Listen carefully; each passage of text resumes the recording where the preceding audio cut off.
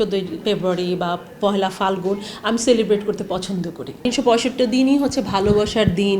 একটা মেয়ে ভক্ত রিং পাঠিয়েছিল। হ্যাঁ, অবশ্যই শিকার হয়, ভিডিও তো সিন্ডিকেট তো আছেই। আপু আপনাকে না অনেক ভাল লাগতো।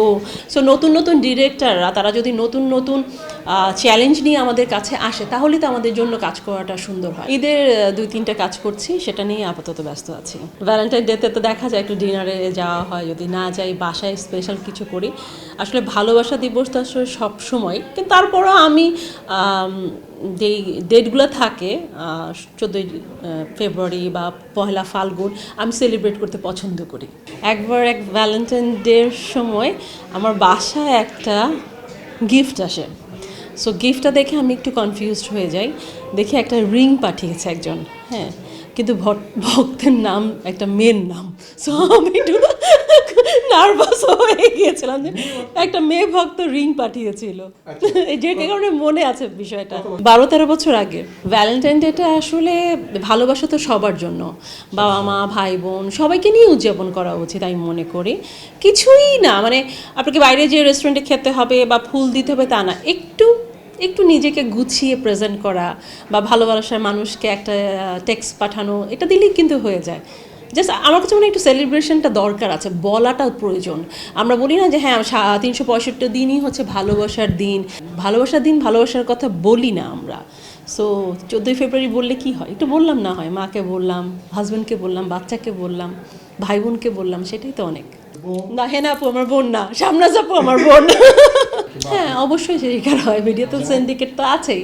আপনি সবসময় আপনার কমফোর্ট জোনে কাজ করবেন, যাদের সাথে আপনার রেগুলার দেখা হচ্ছে, চলাফেরা হচ্ছে, আপনি মনে করছেন যে ওদের সাথে কাজ করলে ওরা হয়তো আমাকে ফাঁসাবে না, হয়তো বা একটা ঝামেলা হবে না, আমি এদেরকে নিয়ে কমফোর্ট জোনে আছি, আমি এই একটা সিন্ডিকেট তো কাজ করে।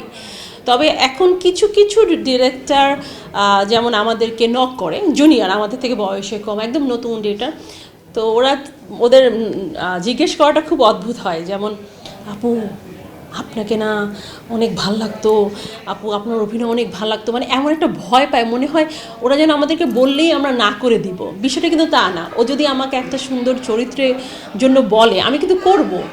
হ্যাঁ, তো আমি এটা অনেক বেশি ফেস করেছি। নতুন ওরা না একটু কনফিউজ থাকে, আপুকে বলবো, আপু কি করবেন যদি না করে দেয়, এই ভয়টা পায়। বাট আমার মনে হয় ওই জায়গাটা থেকে বের হয়ে আসা উচিত। আমরা তো কাজ করতে চাই এবং আমরা নতুন চরিত্রে অভিনয় করতে চাই।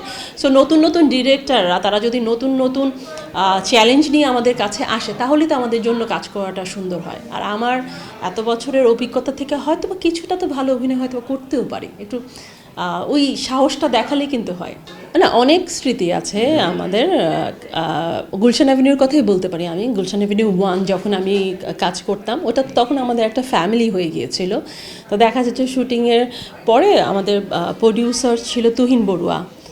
তুহিন ভাইয়া হয়তো বা বলতো যে মৌ আজকে একটু রান্না করবো, আজকে একটু রান্না করো। তো দেখা যায় আমি রান্না করবো মানে শুটিংয়ের মাঝখানে, আরে অসুবিধা নেই, কারণ আমাদের যে হাউসটাতে কাজ হতো এটা ইন্ডিভিজুয়াল হাউস, তো ওখানে রান্নাঘর ছিল, শর্টে তো দেখা যেত আমরা রান্নাই করছি এরকম। তো দেখা যায় সে হয়তো খাসির মাংস নিয়ে আসছে, আমি শুটিংয়ের মাঝখানে যে রান্না করছি, সে সবাইকে ফোন করবো যে আজকে মৌ রান্না করছে, খেতে আসো।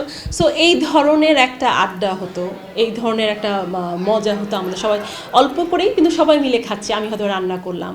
আবার দেখা যায় শর্টের মধ্যে দেখা যায় না যে অনেক সময় ভাজি করছি বা কিছু, আমরা কিন্তু করে ফেলি অনেক সময়, আচ্ছা ঠিক আছে ঠিক মতো দাও, রান্না করে ফেলি, রান্না করার মধ্যে শর্টটা দিয়ে দিই। সো এইটাও এক ধরনের ফান হয় আমাদের।